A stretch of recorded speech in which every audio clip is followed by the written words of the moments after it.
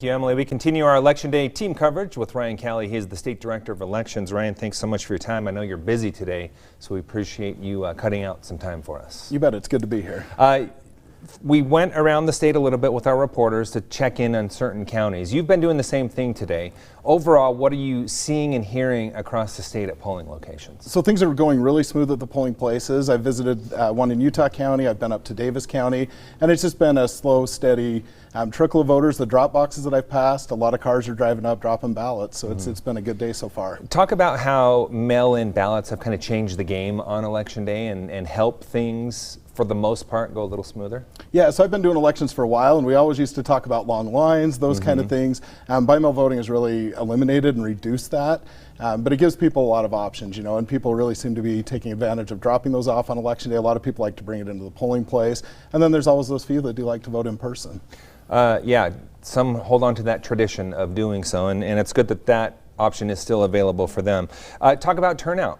What's it looking like for this election year so far? Yeah, so the last time I got a good look at the turnout, we were sitting about 30%. Obviously, with the ballots being dropped off today, that number is going to go up. I don't have a good guess, but probably somewhere in the 40 to 50%, maybe a little higher. We'll just kind of have to see how today goes. Okay, and talk about how that compares to previous elections. Obviously, 2020 was a presidential year, so you would expect turnout to be higher, but a very similar election in 2018.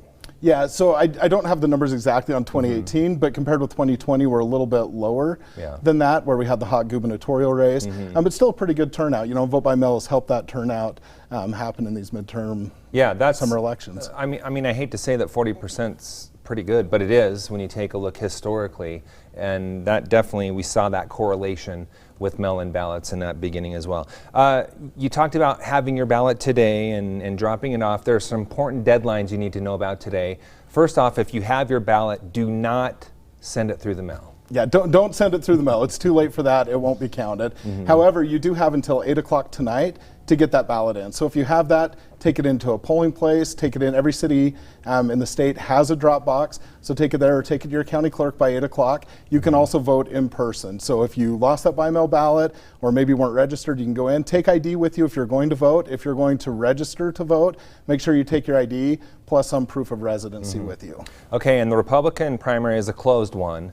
But as long as you are unaffiliated or not registered, you can still participate in that one as well? Correct, is that yes. correct? Yep, you just show ID, affiliate. The Democratic primary is open, so the areas that do have that Democratic, anybody can vote that, as well as the school board races that are out there. And for those that got a ballot and maybe only saw a school board race, and we're wondering why aren't some of the other big races on my ballot? That's why, because they're not affiliated with that party. Exactly, yes. Okay. And they can correct that by going to the polling place and make that choice to join the Republican Party, or they can vote the Democratic, depending on where they live. Okay, and how does it work? As long as you're in line when the clock strikes 8 tonight, you're going to be good to go? Yes, if you're in line at the polling place, you're set. If you're not in line then and you arrive after 8, then it's going to be too late to vote. Okay, and another thing to keep in mind that's different is you don't have to go to one precinct like we used to. There are different locations throughout the county. How does someone find out where they can go to make their vote count today? Yeah, so the best place to go is to vote.utah.gov. If you're unable to find your polling place on there, just call your county clerk and they'll direct you. But you can go vote anywhere in your county. It just has to be within the county where you live. Okay, real quick, we'll start to see results coming out after 8 o'clock tonight, after the polls close. But when we see that first batch of results roll out, where does that come from?